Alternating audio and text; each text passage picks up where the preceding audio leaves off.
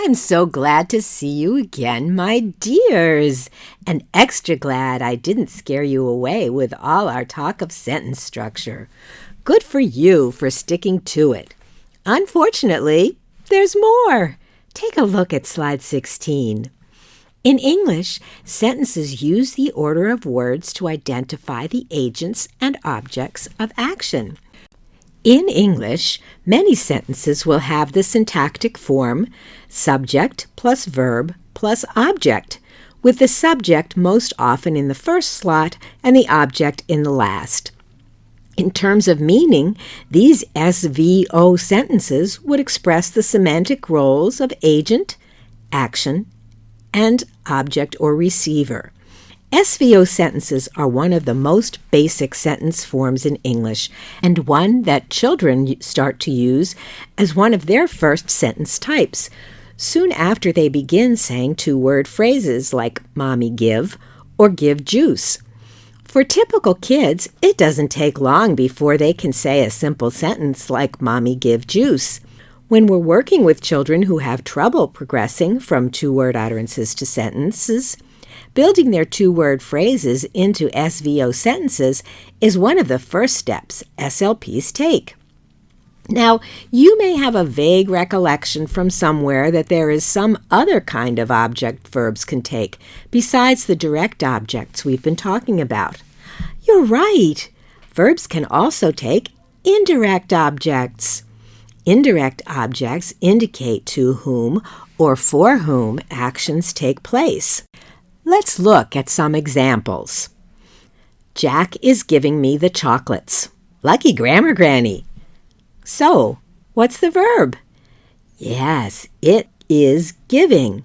To find the object, we can ask, what is Jack giving? Or Jack is giving what? The direct object of the verb is the chocolates. It receives the action of the verb giving. To find the indirect object, we ask, Jack is giving the chocolates to whom? He's giving them to me. Lucky me. Me is the indirect object. The person that me stands for, in this case, Lucky Grammar Granny, receives the object, the chocolates, that received the action, giving, of the verb. Easy peasy. Now look at this one. Maria, call me a cab. If we use our method of asking verb plus what and ask call what, we'd find that cab is the direct object. If we use our trick for finding indirect objects and ask call a cab for whom, we'll see that me is the indirect object. This sentence, like Jack is giving me the chocolates, has both a direct and an indirect object, and we can find which is which by figuring out which receives the action of the verb, the answer to our what question for the direct object, and which receives the object of the verb, the answer to for whom, as the indirect object. Now here's a little trick my old grandpappy used to play on me. Whenever I'd ask him to do something like call me a cab, he'd pretend to misunderstand which noun was the direct object, and he'd say, "Okay, you're a cab." Do you see why this joke is funny? Because common sense leads us to interpret cab as the direct object of calling, and me as the indirect object who receives the object cab. But Grandpappy instead treated me as the direct object, pretending he thought I wanted to directly receive the action of calling, which would lead him to say, "Okay, you're a cab." I can't tell you how many times he pulled that trick on me, and I fell for it every time. So you see, my dears, grammar really can be fun. Now, just one more thing before we leave our friends, the direct and indirect objects. Usually, it's the indirect object before the direct. They gave Rami Malek an Oscar for Bohemian Rhapsody. Jack brought me flowers. But we can also say they gave an Oscar to Rami Malek for Bohemian Rhapsody, and Jack brought flowers for me. Can you see the difference? The indirect objects in green came first, But in the second two sentences, the indirect objects in green are inside of prepositional phrases, and they come after the direct object. So you can't always tell which is which by which comes first. When indirect objects are inside prepositional phrases with to and for, they come after the direct object. Otherwise, they come before. So, let's try a few examples. Pause the video and see if you can find the direct and indirect objects in these sentences. Some will have just a direct, and some will have both a direct and an indirect object. I would never date another apostrophe. They're too possessive, said the apostrophe. Is a thesaurus the dinosaur that knows the most words? Easy, said the noun when the verb walked into a bar. These guys often take action. The professor told the class a story about a bus they could never enter. A syllabus!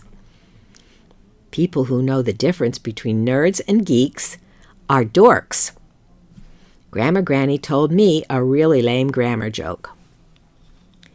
If you found all the direct objects and all the indirect objects, have a cookie. You're doing great. Here they are.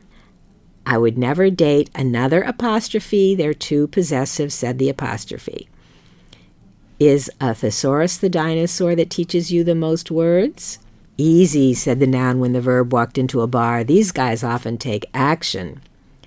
The professor told the class about a bus they could never enter. A syllabus. People who know the difference between nerds and geeks are dorks.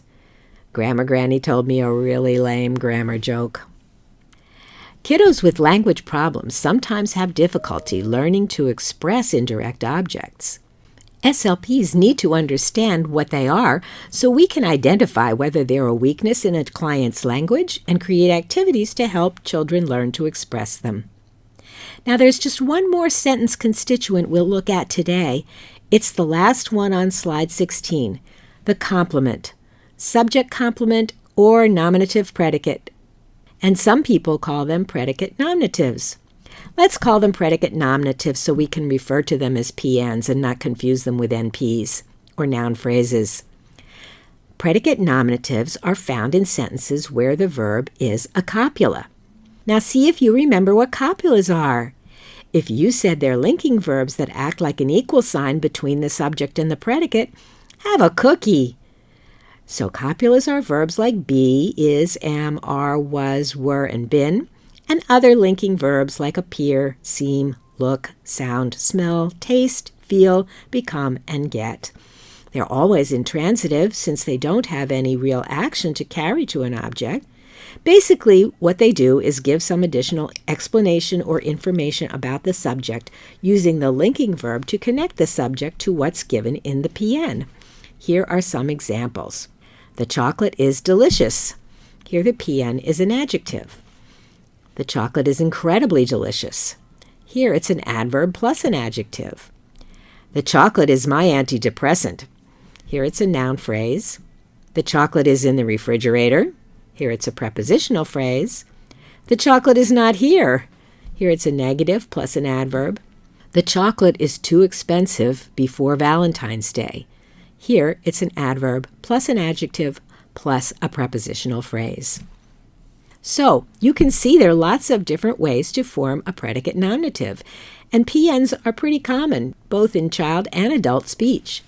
They're the way we express our ideas about the qualities people and objects have so others know how we see them. Pause the video for a minute and see if you can find the PNs in these sentences. A bear is behind you.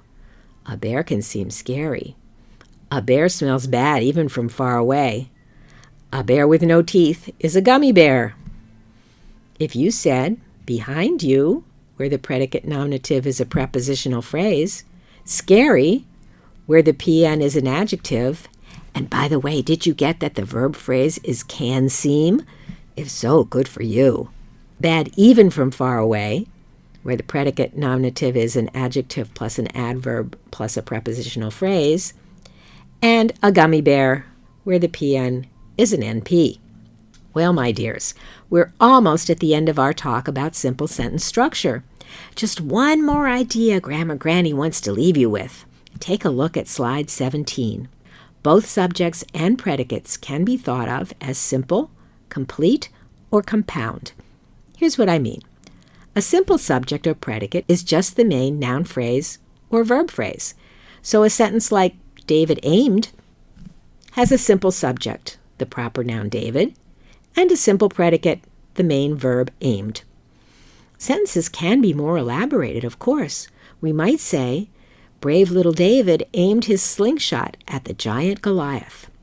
Here the subject is a little more complex, having both two adjectives, brave and little, and a proper noun, David. Brave little David is the complete subject noun phrase. The predicate is more complex too. Aimed his slingshot at the giant Goliath has a verb, aimed, a direct object, noun phrase, his slingshot, and a prepositional phrase, at the giant, and even an appositive, the noun phrase Goliath. The complete predicate is aimed his slingshot at the giant Goliath. So both subjects and predicates can be simple or have more elements than the noun phrase and verb phrase alone. When they have more elements, the noun phrase and the other subject elements are called the complete subject. Same for predicates. They can be simple, with just a main verb and any auxiliary verbs it has, or they can have additional elements. When they do, the verb phrase is the simple predicate, and the rest of the predicate makes up the complete predicate. In either case, though, complete subjects and predicates are still phrases, not full sentences. That seems like it should cover it, but wouldn't you know, there's one more type. Sorry, my dears. We can also have compound subjects and predicates, and these turn out to be kind of important for us as SLPs. Compound subjects have two or more NPs connected with a conjunction, like and, or, neither, or nor. And they share the same verb. For example, little David and his army faced the giant Goliath. Here, two complete subjects, little David and his army, share the verb faced. Here's some more examples. Sound and fury can signify nothing. Romeo or Juliet could have saved the relationship. The quick brown fox and the lazy dog ran around each other. Neither a bird in the hand nor two birds in the bush is worth as much as a roast chicken. Pause for a minute and see if you can find the compound subjects. If you got sound and fury, Romeo or Juliet, the quick brown fox and the lazy dog, neither a bird in the hand nor two birds in the bush, have a cookie. You're getting it. And the same is true for predicates. We can have compound predicates too, where one subject shares two or more complete verb phrases. So, brave little David aimed his slingshot at the giant Goliath and fired a great stone at his head. Here are the two predicates. Aimed his slingshot at the giant Goliath and fired a great stone at his head. Stop a second and see if you can find the compound predicates in these sentences.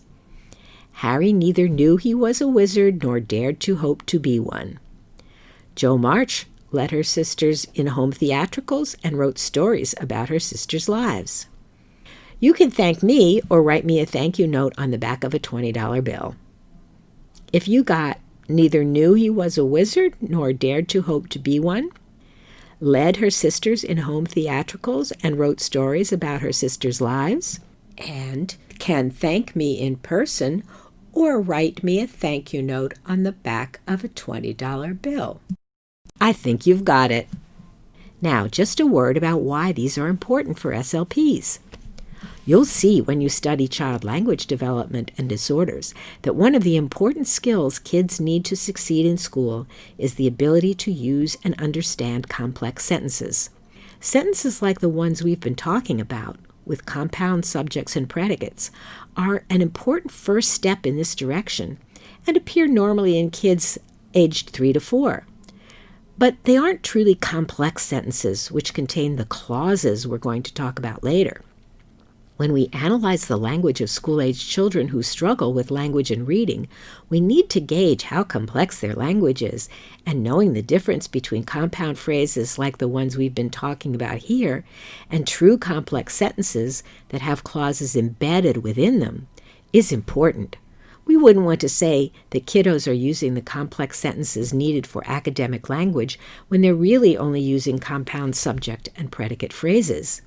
If we misunderstand this distinction, we can make the mistake of thinking students are more ready than they really are to tackle academic language, and we could fail to provide them with adequate help in acquiring truly complex syntax. And that's our job as SLPs. Now be sure to come back and see me next time.